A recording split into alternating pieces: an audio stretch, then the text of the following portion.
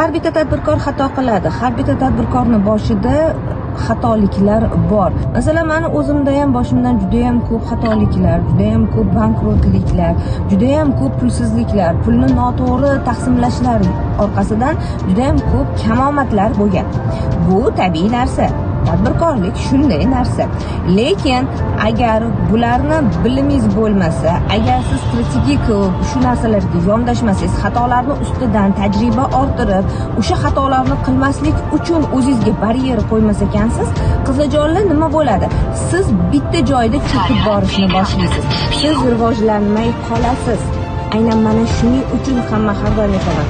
O'zini rivojlantirgan tadbirkorni albatta biznesi rivojlanadi. Biznesingiz to'xtab qolyaptimi? Biznesingiz orqaga ketyaptimi? Demak, sizni bilimingiz yetarli bo'lmayapti.